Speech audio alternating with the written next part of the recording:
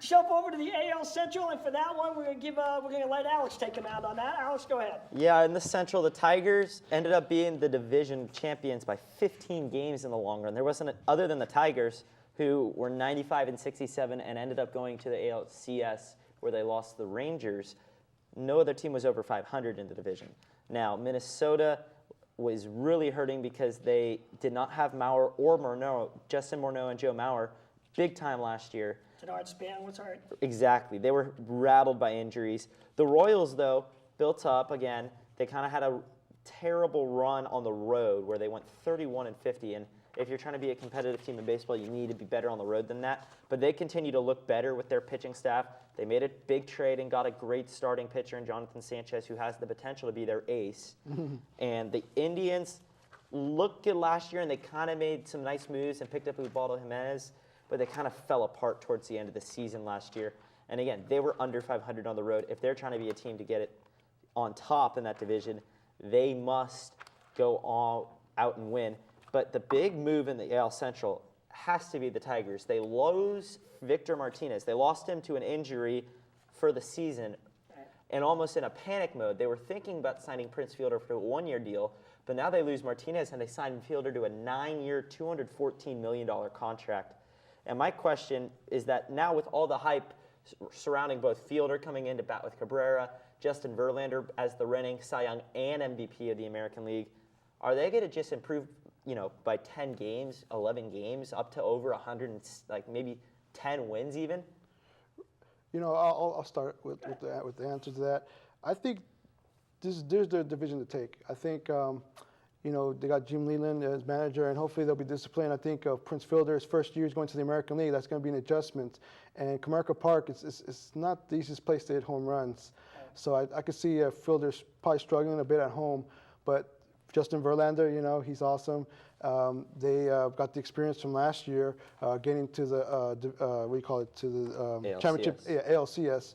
And I think they'll definitely. I think as far as winning the division or doing well, I think that shouldn't be a problem for them, unless there's injuries.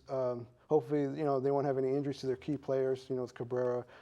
So I think the Tigers, they should be better. Right.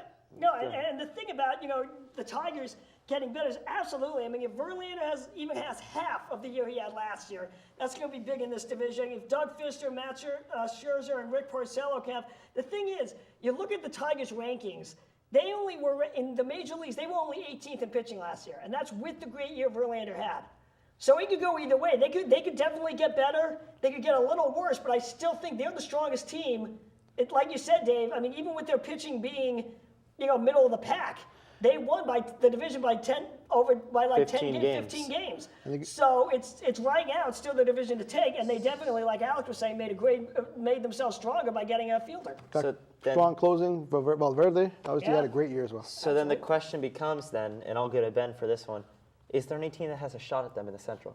I really don't think so. I think bringing in Fielder, they've now made themselves, contenders in the class with the elite of the American League: the Yankees, the Red Sox, the Angels, the Rangers, and even the Rays. The Rays broke in last year. I really don't think that this year they're going to beat Boston or Yankees in the standings, but they might get that last wild card spot. Anyway, discussion for a different time. But like Thomas said, it's their division to lose, and I don't think they're going to this year.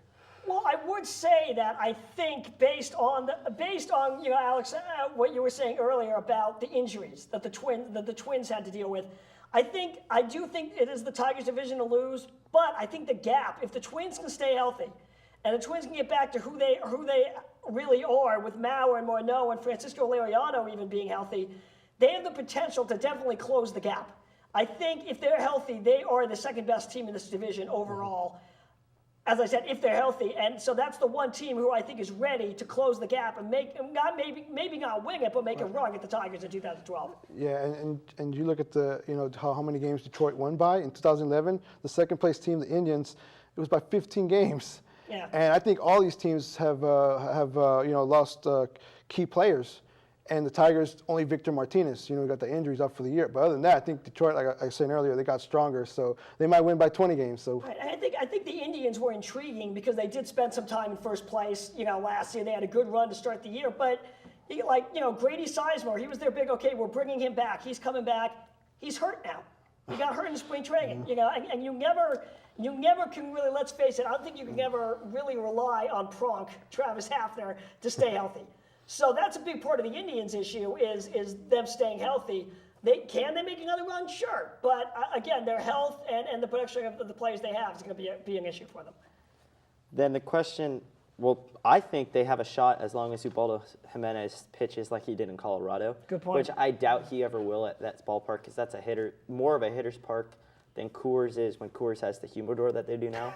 But then, just as a question. Ask the Giants about that one. Just as a question, the Kansas City Royals look to be like the most promising team in all of baseball. And considering that they won, I think, only like 50-something games less than 3 years ago to go up to 71 and 91 because they kind of, falter towards the end of the season.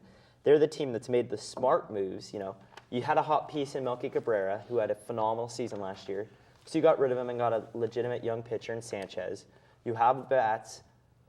Do they have even a shot to not either compete with the Tigers or just compete in the AL period this year? This year, not the future, but now. I think they have a shot to compete. I'm not sure this is the year that they're going to be up there with the Tigers. I think the things about the Royals is they are coming along, but they're coming along, at their pace. They're building players, they're building a rotation like they did when they went out and got Jonathan Sanchez from the Giants. They're building something to win, not necessarily in the near future.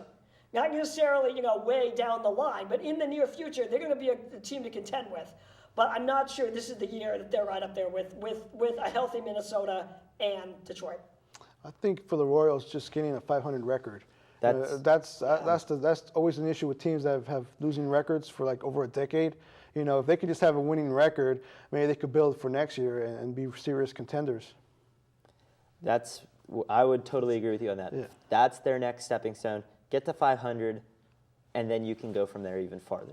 Right, but I definitely think, Dave, you made an excellent point about 500. That is, you consider for right now, the Royals and a few other teams who we'll get into later, that's kind of like a successful season right now, if they get to 500, because they've been down for so long. But then once you get there, you start building on it. And I think the Royals are close to finishing 500 and close to being able to build on that and get up higher in the Central. But like I said, I could be wrong. That's the great thing about baseball. You never know. But I don't think this is they're quite ready yet.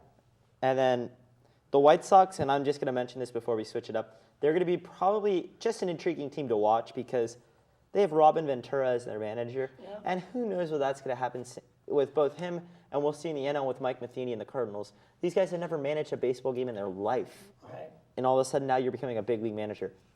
We'll see how that goes. But and they're in, and the White Sox, I think it shows when they traded Sergio Santos, they're pretty much in rebuilding mode. Mm-hmm. They're not gonna, they're probably not gonna compete for the division this year. I think right now the Tigers, Indians, and Twins, and Royals are all a little bit ahead of them in terms of, moving forward and building something, especially the Tigers and Twins. But I think the White Sox right now got to focus on the future. And I think Robin Ventura is a former player. He was a young player at one point, so he knows what, I think when you have a young team, it's good to get a former player manager in there, especially one who isn't too far removed from playing. It wasn't that long ago he was still playing, so he can work with these guys and relate to these guys still and help them become better down the line. All right, cool. That was the American League Central.